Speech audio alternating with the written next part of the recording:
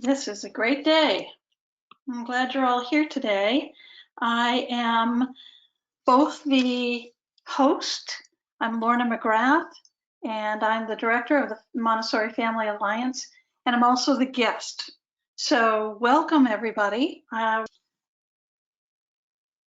We will begin our session now.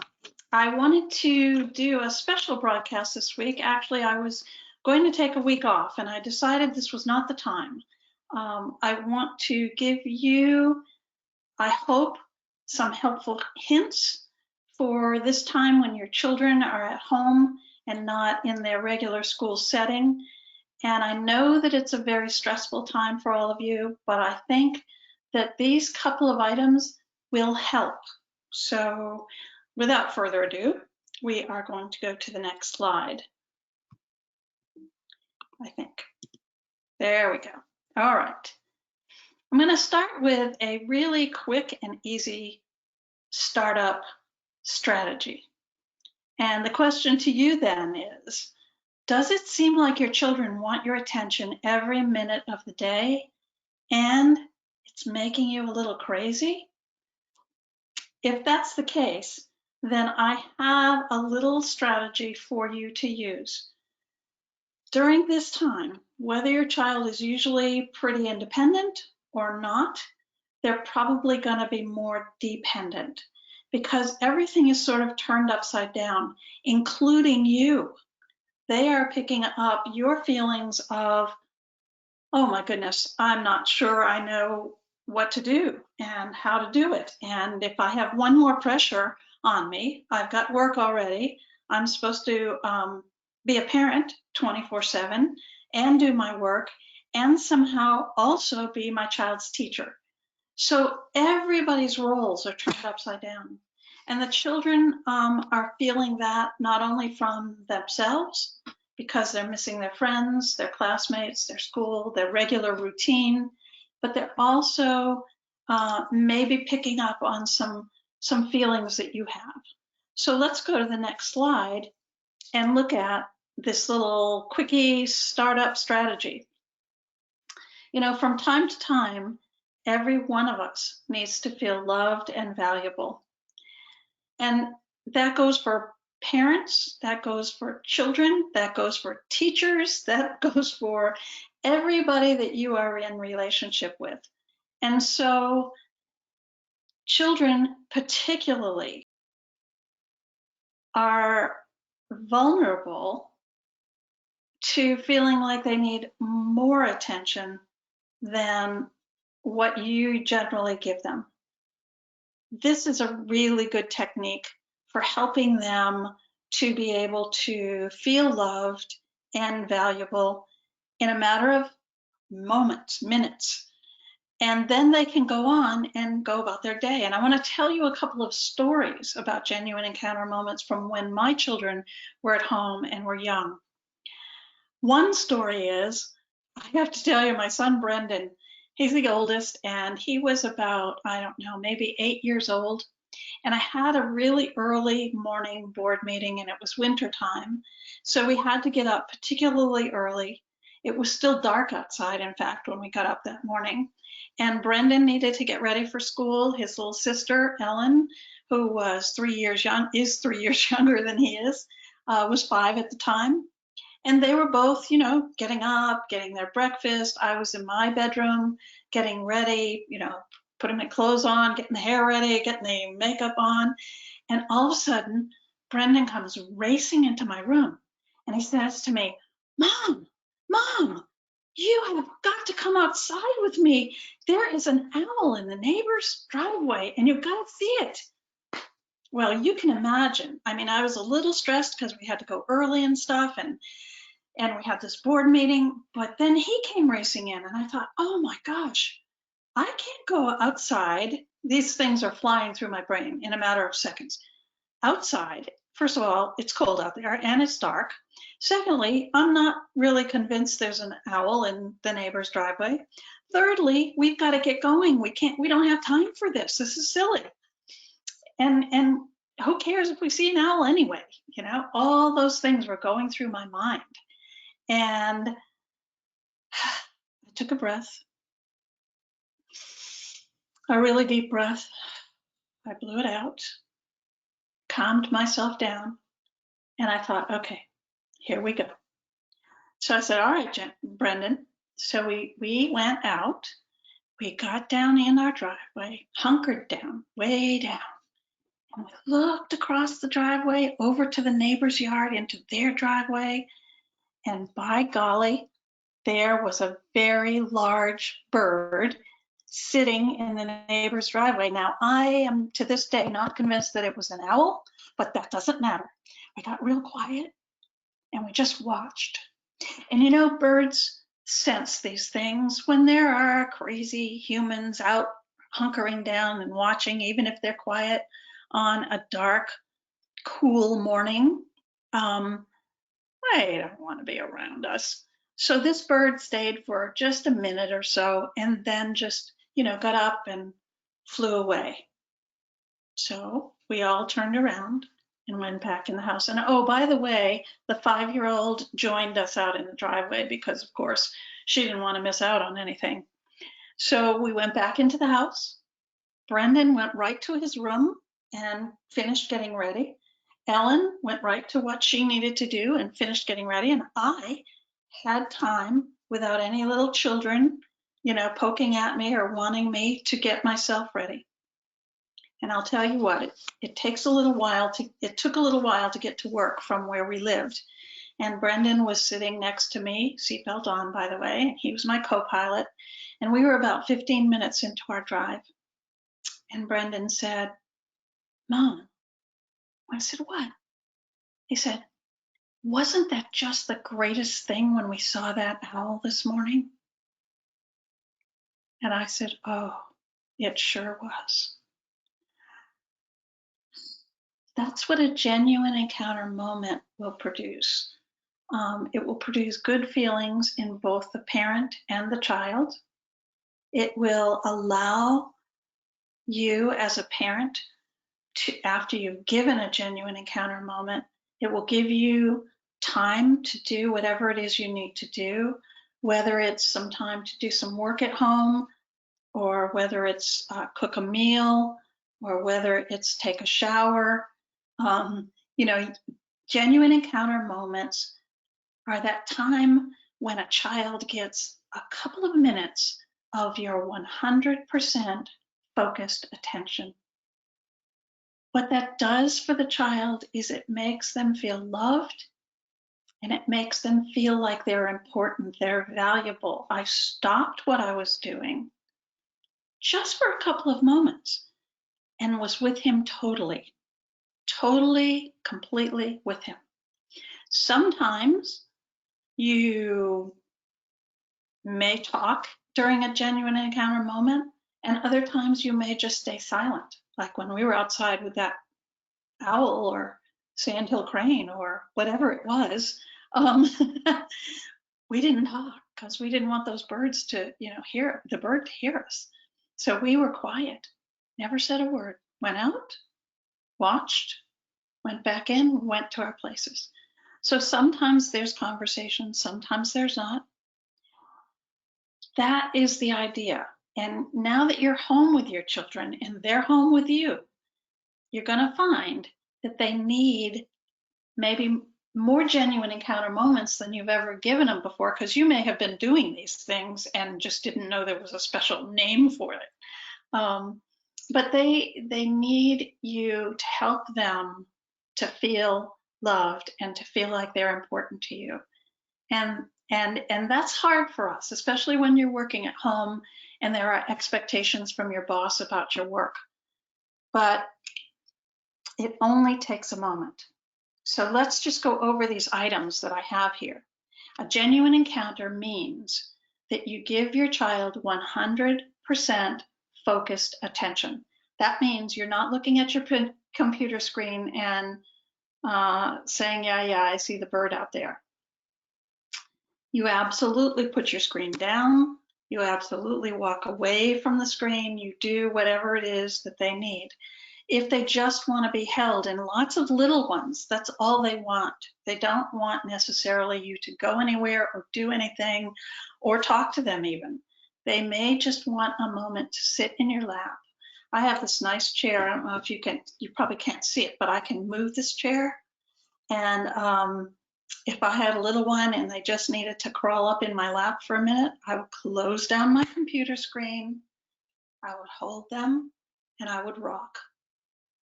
Or I might move in some way. Or I might just touch their hair. It doesn't matter. It's just a moment. And in a moment, the child will go away. Sometimes they need to talk to you. My daughter always was a real talker, still is. And so she would start talking. And after a minute, sitting in my lap, just cuddling her, she'd be talking away. And after a minute, she'd stop or so, and I'd say, anything else? She'd say, nope. And she'd climb down and off she'd go. That is a genuine encounter moment. And I want you to know that that has to be 100% focused attention. You can't give a genuine encounter moment when you're driving a car, by the way. So don't try it. You can't give a genuine encounter moment when you're cooking dinner or washing the dishes or putting the laundry in the washing machine or the dryer. It has to be, you have to stop what you're doing and focus on the child. It only takes a couple of minutes. I will tell you, some of you are sitting there, I know, right now, and you're thinking, oh man, if I do this, my daughter or my son will have me busy all day long, 10, 15 minutes. No, if that's what's happening, there's something else going on, which we call an attention-seeking child. And in my parenting course that I have, that's online, by the way, we talk in much more detail than what we have time for today about attention-seeking children and what we do with them. So look for that if you're looking for more information than what I can give you right now. But I will tell you, if it lasts more than 2 or 3 minutes, then it's probably an attention-seeking child and not a child who just needs just a moment just to see that you are there and you feel and they're important to you. I also have to tell you, children never need genuine encounter moments when it's convenient for you. I'm sorry, it's just a thing. They always need a genuine encounter moment at the least convenient times.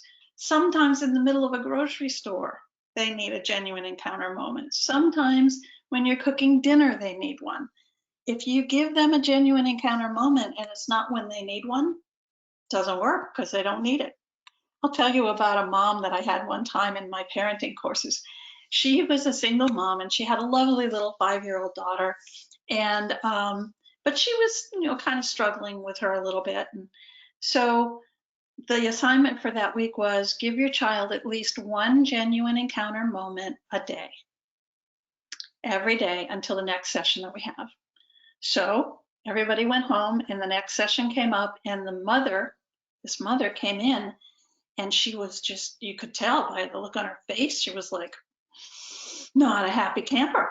And she said, Lorna? I said, yes. She said, I gave my daughter a genuine encounter moment every night when I was tucking her into bed this week, and she is as miserable as ever.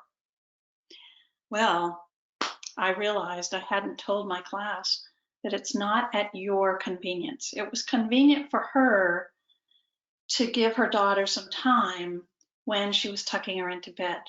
But that's not necessarily when her daughter needed her mom to give her a couple of minutes of attention and time.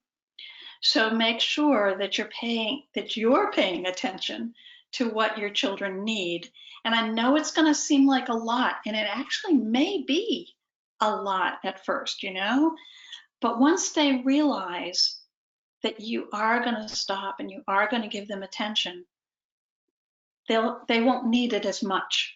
Okay, they won't need it as much. You won't feel like, oh, they're wanting me every other minute, So anyways, that's your helpful hint there. Oh, and one other thing before we go on to the next page. which is if you talk to your child, let's say your child says, "Oh, Mom, come see this pretty butterfly out the window. It's beautiful."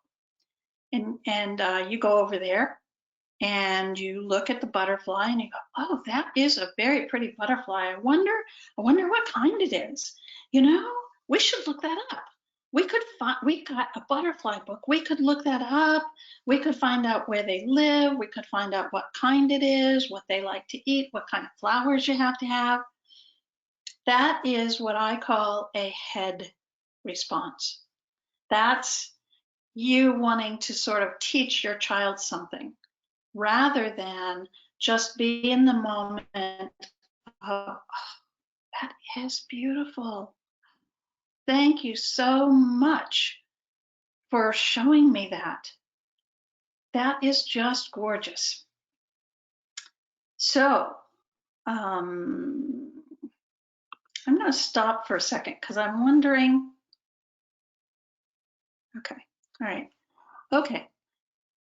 So when you do talk to your child, if you need to, and don't talk too much, let the moment be. But if you feel you need to talk about something, make sure it's coming from your heart, that it's coming from a place of emotion rather than a place of either solution or teaching them something. That's not what they're looking for right then. They're looking for you to share an emotion with them. All right, so that's genuine encounter moments. This one takes a bit longer and involves everyone in the family. This is family meetings. And we're not going to have much time for this today, so I'm going to quickly go to the next slide and tell you what family meetings really are beneficial for. Family meetings are usually once a week, by the way, at a time when everybody feels like they can commit to being there. They only take 10 to 15 minutes at the most. If your meetings are taking longer than that, it means you need to just table some things and say, "We'll handle that next week." But family meetings give the family a forum for everyone to have a voice, to have an idea, to ask for some problem-solving help. It's just a great communication tool. And I think now when you guys are all at home all the time, once a week, have your family meeting because it will give your children some voice about what their schedule is. It will give you some voice about what your schedule needs to be at a neutral moment. Did I put neutral moment on there? Ooh, I don't think I did. So I'm saying it right now. This will be a time to say what you need to say and a time for them to say what they need to say at a neutral moment, rather than they're coming over to you, you're on your computer, you're trying to do some work at your computer, and they're interrupting. And so you say, "Would you please stop interrupting me? I'm trying to get some work done." That is not a neutral moment. That is a moment of emotion, of frustration, of annoyance. It's not neutral in the forum because you save whatever it is that you need to problem solve about until the day of the meeting. Sometimes it solves itself, but other times it just gives everybody a place to talk about things without anybody feeling like they're doing something wrong or something bad. Let me tell you a funny story about my father-in-law when he came to one of our family meetings. Again, the kids were about the same age that they were with the genuine encounter, somewhere in the elementary years. And my in-laws came for a visit. They lived in Connecticut. We lived in Florida. They were with us for, I don't know, a couple of weeks. And so we were going to have our family meeting because we have it every week. And we invited my mother-in-law and my father-in-law to come to the meeting. Both of them, by the way, were in their 80s at the time. And I had written on the agenda that I wanted to talk about the microwave oven. So when we got to that part of the meeting, they said, "Okay, Lorna, what's the deal with the microwave oven?" And I said, "Well, I just wanted everybody to help me figure out what we can do, because every time I open the microwave oven door, I look in and there's this whole big mess of food that's splattered all over it. And I just need some help because I don't want to always be cleaning up a really messy microwave oven. And before I could, and I wonder if any, and I couldn't even finish the sentence. My father-in-law just went, I didn't do it. I didn't do it. And he was about 85 years old. And he must have been one of those kids that always got blamed for everything, because that was his immediate reaction to a problem in the family is, I didn't do it. I'm not responsible for it. Afterwards, though, when we were all done with the meeting and we were alone, my mother-in-law said to me, you know, I wished I'd known about family meetings when Larry, who's my husband, when Larry and his sisters were growing up. It would have made life so much easier. So this gives that neutral moment when you can talk about things, you can problem solve, you can figure out things together. It helps everybody learn respectful listening and responding, taking turns, listening, not putting people down for their ideas. All those kinds of things are learned at family meetings. It helps them develop, you and your children develop leadership skills.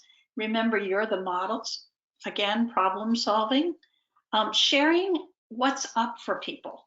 This is the part that's going to help you guys out during this pandemic. When everybody's at home, you all have things that you're supposed to be doing. So, you know, you get out the weeks, a calendar for the week, and you say, okay, well, what's up for you on this week coming up? And maybe I've got an important conference call that I have to do on Tuesday. So I put that on the calendar on Tuesday and the time. And maybe somebody else has a book report due on Thursday. So that person puts their name on the calendar and book report. You know, so people can have help with things if we all share together about what's important. Sometimes in families, we think that the people in our families can read our minds. They somehow know what we need, what we want, what's coming up for us. No, we can't read anybody's mind. We can't read the children's minds. We can't read anybody's minds. But when we share like this, it helps everybody to support each other. And it finally ends with having fun together. There is a special agenda and some hints and things that I'm going to share with some people this Friday. So if you want to join us, you can go to the Montessori Foundation website, which is www.montessori.org. And on there, you'll see a block that says Urgent News and Announcements. If you go in there and scroll down, you'll find Family Meetings Part 2, and it gives you a link. You will have to register for that in order to get into that, but that's on Friday at 1 o'clock in the afternoon. So you'll get handouts and things there that you're not getting here. So I want to talk to you just a little bit more about a couple of things that will really help you during this pandemic. Have some daily routines, you know, and have some daily routines and be flexible. I know that sounds crazy, but there can be big splotches of time that happen every day. And so they don't have to be very specific within that block of time. All right. But at least everybody in the family knows that there's a certain time that we're going to have breakfast. And then there's a certain time that we're going to have lunch. And there's a certain time that we're probably going to go outside for a little while. There's a snack time. These are all things that if children can count on those things again, then they're going to be much happier, and so are you. And guess what? That might allow you to also be able to connect with your child and more or less give a genuine encounter during some of those times. I think one of the things in your family meetings that you're going to want to do is, besides coming up with daily routines, is setting expectations. Children are used to, in their classrooms, their Montessori classrooms, having what we call ground rules, okay? Ground rules are the expectations. That's the teacher and the children saying, this is what we can do in our classroom. Teachers don't tell children what they can't do. They tell them what they can and what they want them to do. And in families, sometimes we tell children a lot what they can't do. Stop running. Don't talk now. Take that shirt off and put a different shirt on. We're always telling them what they're not supposed to do instead of what they are supposed to do. So think about that and be real conscious about setting expectations. When you're going to go to the grocery store, which, by the way, I hope you're not taking your children with you now, but during normal times, if we ever get back to that, you tell your children before you even get in the car, before you even leave your house, what you're expecting, how you're expecting them to behave, what's expected of them at the grocery store. Don't tell them what not to do, tell them what they should do or what they can do. Also, one other thing, and I've got to put it on here, it is, if you're not willing to accept an answer to a question, then don't ask the question. And that usually happens with yes or no questions. I never ask children yes or no questions, or I shouldn't say never, never say never. I rarely ask children yes or no questions because, especially depending on the age, the answer is often going to be no. Would you take out the garbage? No. Would you clean up your place at the table? No. If you aren't willing to accept the no, then don't ask the question that way. Okay, it's time to put everything away. It's time to load up the dishwasher. You're not asking a question, you're saying it's time to load up the dishwasher. So that's important. Balancing work and family, I think we've talked about that today, some strategies for you.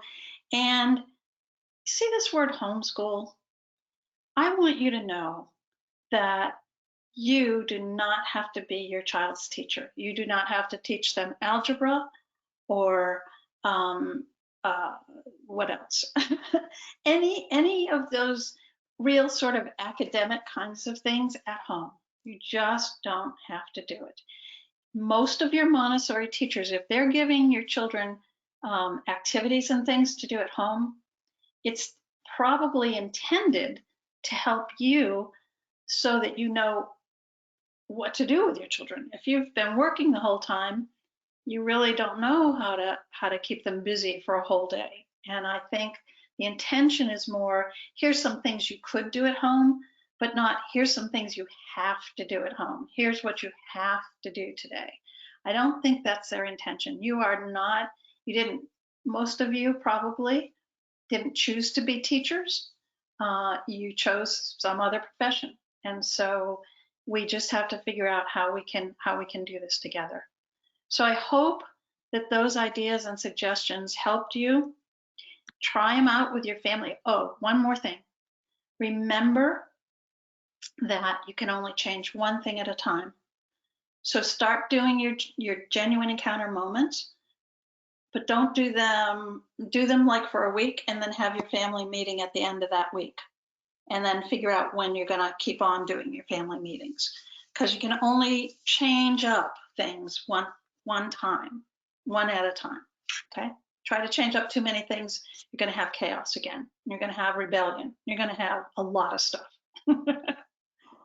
All right, here's my parting words. Think of one thing that you currently do for your child that she or he could do for him or herself, and stop doing it. Your children are very capable. Now, some of them are going to need a lesson on how to do certain things.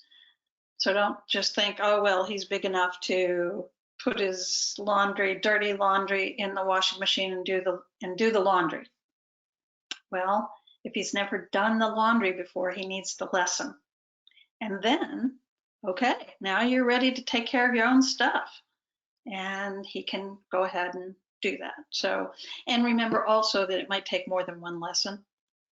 And also remember one other thing, that like if it's folding the laundry and you give them a couple of lessons and they're still not folding it the way you do, it's probably okay. It's probably not the end of the world. If they are trying and they are getting the laundry folded the best they can and they're putting it away, that's a winner, right? Okay. All right, here we go. I think we're about to the last slide. Thanks for hanging in there with me. Yes, we are. Thank you for joining me today.